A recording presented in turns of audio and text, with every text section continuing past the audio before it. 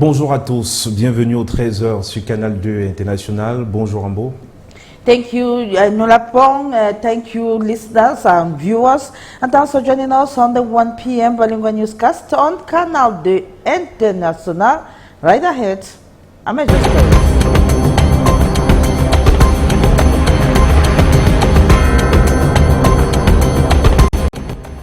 Tragedy struck at the streets of Yaoundé yesterday as 2 lives were lost in a harrowing accident in a desperate attempt to escape harassment by Cancer Police. A motorcycle rider and their passenger collided with a truck alongside along the presidential road axis in Etudi, that is in Yaoundé. The incident sparked fury among fellow motorcyclists, leading to a violent escalation as they sought justice for their fallen comrades. You will have the details of the scene in this newscast. Hémophilie, cette maladie qui coagule la vie de ses victimes. Le carnet de cette maladie sera ouvert autant pour moi ce 13h, célébré justement à l'échelle mondiale ce 17 avril 2024. La maladie héréditaire qui se traduit par une incapacité. Près de 300. On parle dans ce journal. And entrepreneurs and investors in Cameroon are sounding the alarm over the daunting hurdles they face in navigating the country's investment landscape, from rampant corruption to high production costs, a lack of finance, and restricted market access. Concerns abound, and despite Cameroon's promise as a lucrative investment destination, these challenges cast doubt on the sustainability of its investment climate. Stay tuned as we delve deeper into this pressing issue.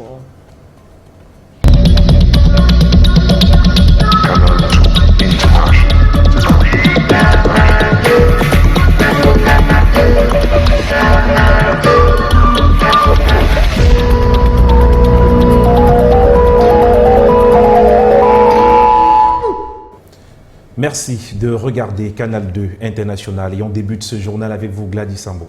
Thank you. We move over to the nation's political capital, Yaoundé, where 2 persons perished. That was yesterday morning along at the presidential road axis in Etudi. The bike rider and his passenger are said to be fleeing from Council Police when they bumped into an oncoming truck, a situation that degenerated to violence as the motorbike riders gathered to revenge the deaths of their colleague. Let's have the details in this report put together by Hassan Chief. Tragic and unacceptable. 2 lifeless bodies, a motorbike rider and his passenger, perishing along the Etudi presidential axis. This Wednesday morning through an accident. The origin of the regrettable situation is linked to the actions of the Yaoundé 1 Council Police that came running after them as usual. The council agents held the bike from behind, and while they were battling to escape, they got into the truck.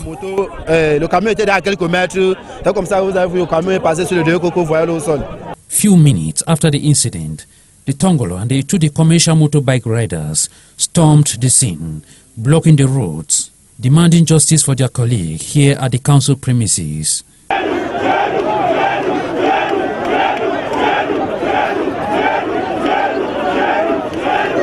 Rushing to the site, the senior divisional officer from Fungi, Emmanuel Marel Digdend, lamented over the radical actions of the council agents. La mort de 2 Camerounais innocents qui sont partis de leur maison le matin pour chercher leur gagne-pain. The death of 2 innocent Cameroonians that came out this morning for their daily bread.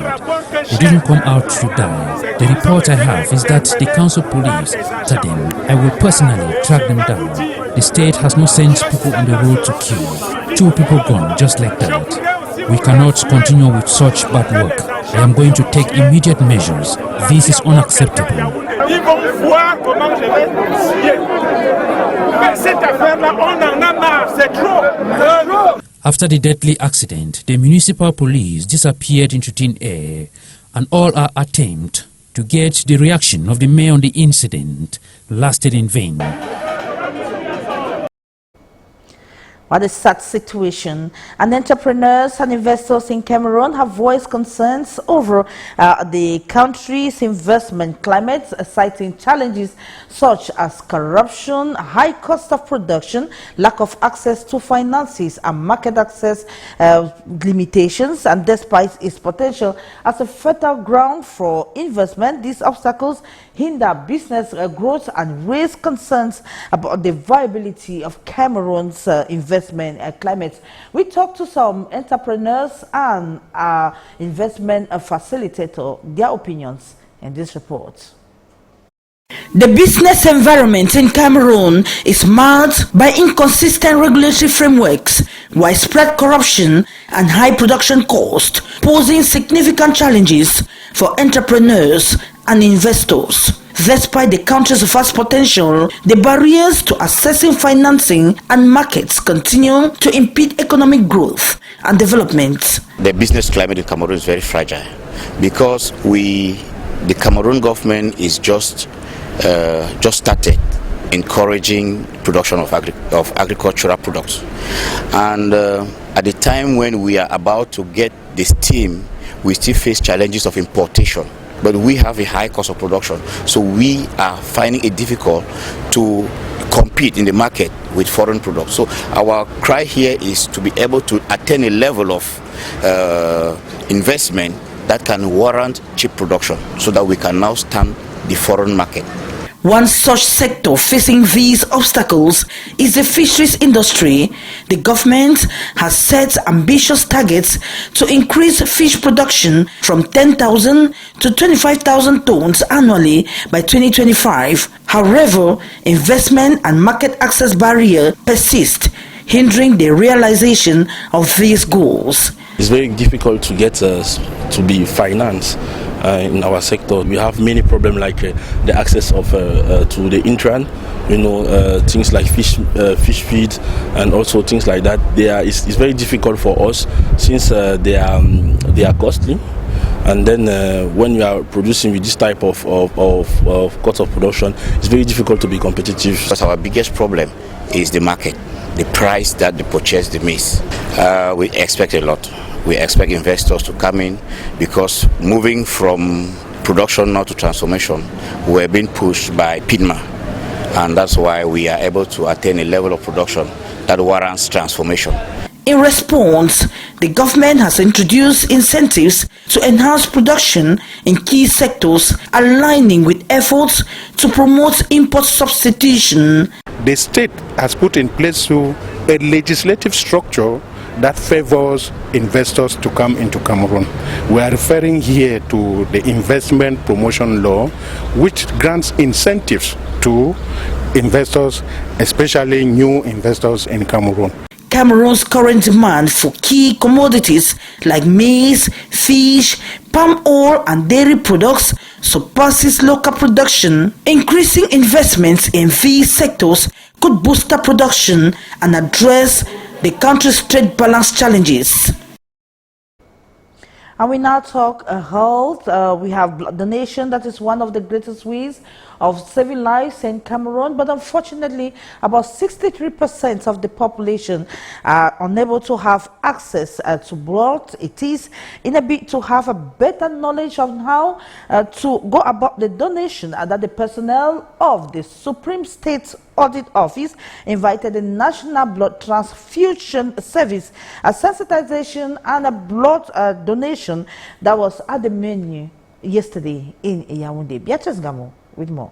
Blood shortage-related deaths, especially of women and children, very high here in Cameroon because the supply is far below demand. Of the 400,000 pints we need in Cameroon, we are at the moment only at 37%. So 63% of the population in need cannot access blood. They need to clear off obstacles of ignorance and misinformation. As part of their own contribution in this process, the personnel of the Supreme State Audit Office extends a hand of invitation to the National Blood Transfusion Service. To know exactly what it entails to give this blood and why. So we've invited them to come and sensitize the personnel and answer their questions so that they understand before they donate their blood.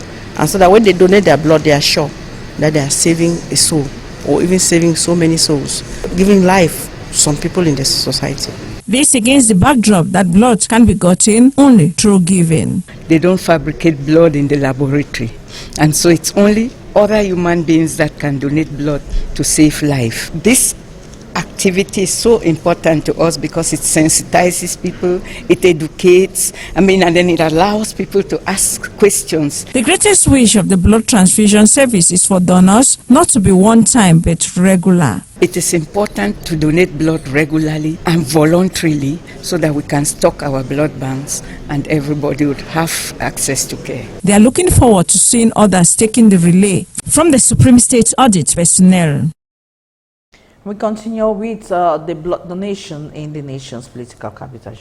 Eh bien, en titre, l'on a parlé justement de l'hémophilie, qui est une maladie qui coagule aujourd'hui la vie de ses victimes. Eh bien, l'on célèbre justement, célébré à l'échelle mondiale ce 17 avril 2024, eh bien, la maladie héréditaire qui se traduit par une incapacité du sang à coaguler touche près de 300 patients dans le pays, donné largement en deçà de la situation réelle de sources médicales, ceci à cause de la stigmatisation dont sont victimes les malades. On voit cela avec Karen Mezachachoya et Samuel Ebakissé. Serge Désiré Takou accepte volontiers de venir vers nous. Il nous raconte son histoire, celle d'un homme aujourd'hui âgé de 46 ans, atteint d'hémophilie détectée lors de sa circoncision 2 semaines après sa naissance. Depuis lors, sa vie n'est pas facile, affectée par le regard et surtout le rejet de certains. On jetait le dévolu sur mes parents, beaucoup plus ma femme maman, qui me portait sur le dos quand il fallait aller n'importe où. Bon, elle en est morte aujourd'hui, mais j'ai compris que c'était un problème de sang. Aujourd'hui, je fais avec. Un problème de sang que cet époux et père de plusieurs enfants combat tous les jours. Sa priorité, défendre les intérêts de patients hémophiles comme lui. Près de 300 recensés au Cameroun. Les facteurs de cette maladie hémorragique génétique, due à l'absence totale ou partielle de coagulation, varient en fonction de la forme. L'hémophilie la plus fréquente, c'est celle due au déficit en facteur 8, qui représente à peu près 80 à 85% de la maladie. Pour ce qui est de l'hémophilie B, vous allez avoir à peu près 20%. Et pour l'hémophilie C, qui est donc le déficit en facteur 10, vous allez avoir à peu près 1 à 2%. Ça se manifeste à 1 an ailleurs et un peu plus tôt au Cameroun. Signal d'alerte, l'arrêt lent ou pas de saignement selon le niveau d'évolution de la maladie. Vous avez des personnes qui n'ont pas du tout de facteurs qui sont dans l'hémophilie sévère. Après, vous avez ceux qui ont une hémophilie modérée, c'est-à-dire qui vont saigner, mais où ça va s'arrêter. Et vous avez des personnes qui ont une hémophilie qu'on appelle minime. Les femmes ne font pas la maladie, mais sont porteuses et peuvent la transmettre à leurs fils. Les hommes sont les principales victimes, même s'il y a quelques rares cas du sexe opposé. Vous avez par exemple les filles qui sont XX. Si un X porte la maladie, la femme va seulement être porteuse. Mais quand elle va transmettre le X à son fils et que le fils a l'autre Y, le X va se manifester et va donc donner l'hémophilie. S'agissant du volet prise en charge, c'est gratuit, avons-nous appris. Le 237 bénéficie de l'accompagnement de la Fédération mondiale de l'hémophilie. Les médicaments sont disponibles dans 3 structures hospitalières, dont le Centre Mère, logé au CHU à Yaoundé, avec environ 240 malades. Nous comptons augmenter le nombre de centres de prise en charge. Autre élément prescrit, la sensibilisation. Il faut l'intensifier. C'est d'ailleurs l'objet du symposium organisé ce 17 avril dans la cité capitale à l'occasion de la journée mondiale de l'hémophilie. Dernier jour de la campagne de riposte contre l'épidémie de fièvre jaune dans l'Adamawa, entamée le 10 avril dernier. L'opération a mobilisé les districts de santé, plusieurs districts de santé bien évidemment dans la région. On voit cela avec Eringeli. Une injection de vaccin anti-amaril qui protège à vie. Un geste répété ce jour à la chefferie de Gargalimbona dans le district de santé de Menganga par l'équipe de vaccinateurs conduite par Christine. La vaccination se déroule très bien. Pour ce matin, nous sommes déjà à plus de 50 personnes vaccinées parce que la mobilisation se passe très bien. Ici, le mobilisateur communautaire. À pied, Youssoufa met un point d'honneur à montrer l'importance de la vaccination à ses concitoyens. La discussion se fait généralement en Foufoulde. Je dois passer porte à porte pour sensibiliser les gens de venir vacciner. C'est quand même 400 personnes que j'ai trouvées. Afin d'atteindre les objectifs assignés, l'équipe de Christine est supervisée par le chef de l'aire de santé de Gunbela.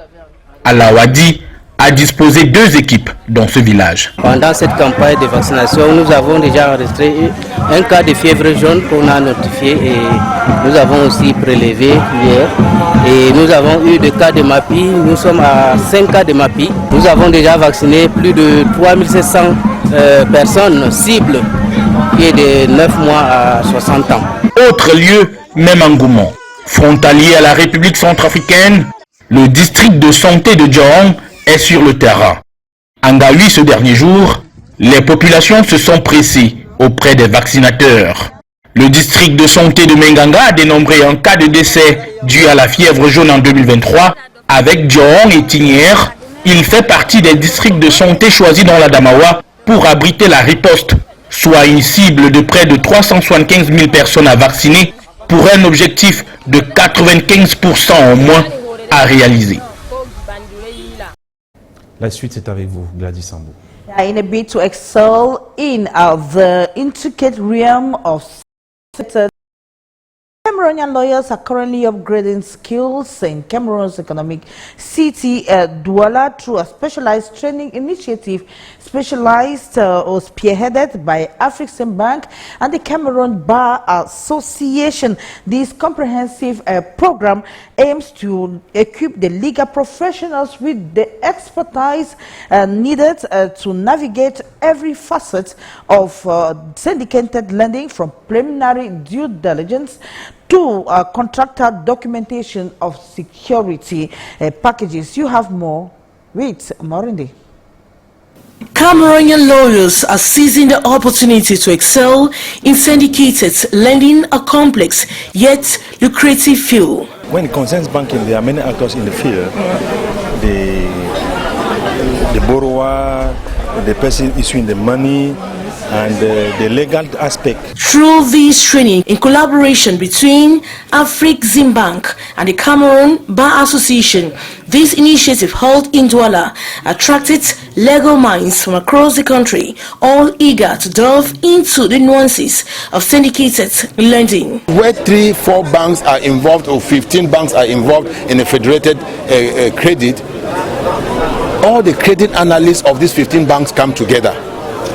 All the credit analysts come together, recovery experts, and all of that. So they give the best in the study of the credit file. The training program, meticulously designed by industry experts, covers a wide array of topics essential for mastering syndicated lending. Participants are immersed in preparatory phases where due diligence processes are dissected, ensuring lawyers gain a comprehensive understanding of the meticulous groundwork required in such transactions. We have a duty to advise our clients the type of contracts they have to enter into, and the kind of loans they have to go into, and the type of partners, whether the partners are potential partners or they are not potential partners.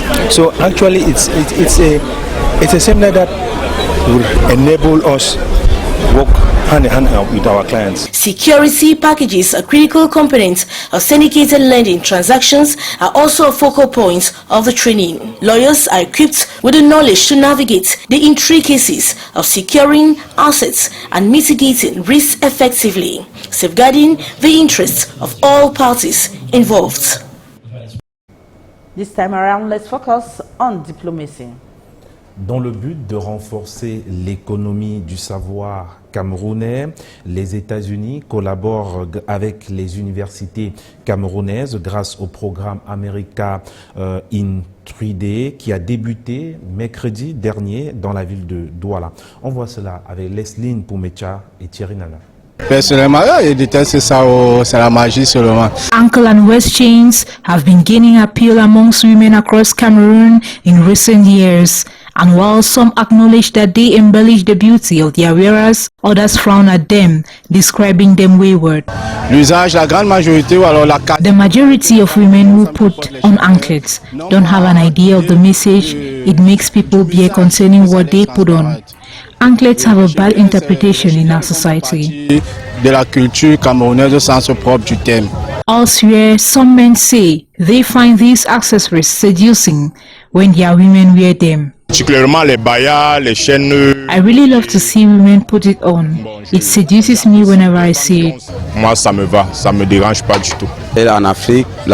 an African woman, you ought to keep yourself beautiful, and these accessories make them more beautiful and attractive. I find it very sexy. In some cultures, it is normal to wear ankles and waist chains, just another piece of jewelry. Some women say they use the beads around their waist to control the quantity of food they consume. They add that wearing waist beads could make them tell if they are overfeeding. Anklets for me beautify my legs, and I feel very comfortable with it. As for the waist chain, it seduces, and when you put on trousers, it is really beautiful. It's been 3 years I started putting on waist chains and anklets. Whenever I put them on, I retrace my African culture and feel very comfortable with them. Meantime, for traditionalists, it is simply another way of beautifying the female body and getting closer to the African culture. That was rather a report on women who wear anklets and waist chain. But then let's come back to diplomacy, an American program, America in 3 days, Junior. Exactement. Eh bien, les États-Unis d'Amérique sont en collaboration avec le Cameroun. Eh bien, cette collaboration s'étend au niveau de l'éducation pour permettre aux universités camerounaises de bénéficier justement des prouesses des écoles américaines. On voit cela dans ce reportage signé Leslie Poumecha et Thierry Nana.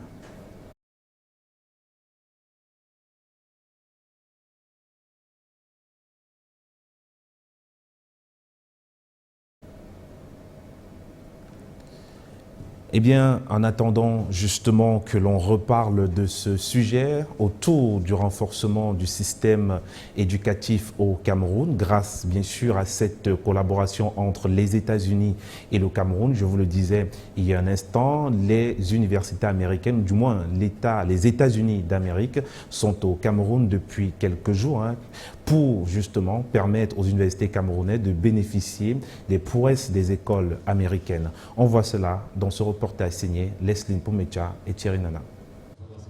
Ce sont de nouvelles opportunités de partenariat que le pays de Joe Biden propose aux étudiants à travers le programme America in 3 Days. Après l'inauguration du centre d'éducation transformative de l'université de Ngaoundéré, l'ambassade des États-Unis met le cap sur l'institut universitaire de la Côte à Douala. Il faut qu'on soit bilingue, mais on va également nous développer notre leadership, mais également du côté de l'entrepreneuriat. Donc ça, c'est un truc que moi j'appelle tous les étudiants à prendre part pour qu'on se développe, parce qu'on ne va pas seulement s'appuyer sur le point de l'éducation, mais le leadership et l'entrepreneuriat. La promotion de nouvelles pratiques d'enseignement, la valorisation des talents des étudiants sont entre autres les objectifs de l'équipe de l'ambassade. La continuité de ces étudiants serait bénéfique aux États-Unis et dans les zones complètement anglaises. Nous sommes certains, depuis un moment, que les États-Unis nous aident dans le cadre de partenariats tels que Georgetown et tout. Différents programmes et ressources sont mis à la disposition des apprenants. Le but est de ramener des informations, des programmes d'échange de l'ambassade, surtout dans le domaine d'éducation, mais aussi des formations et des autres aspects de notre partenariat avec le Cameroun, de fournir cette information ici à Douala. Ce mercredi 17 avril, ce sont des centaines d'étudiants qui ont pris part à l'ouverture du programme America in 3 Days.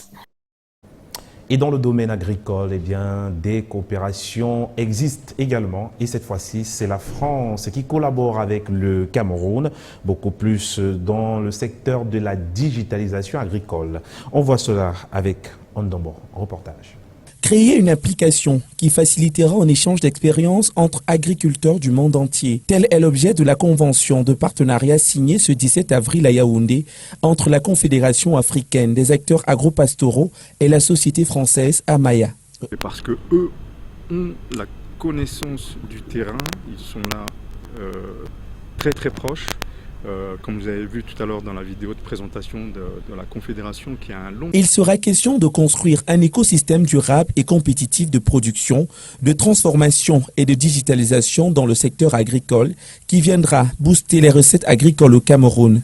L'utilisateur pourra faire une mise à jour au moment où il pourra avoir accès à Internet. Donc ça dit que sans Internet, vous pouvez avoir l'information.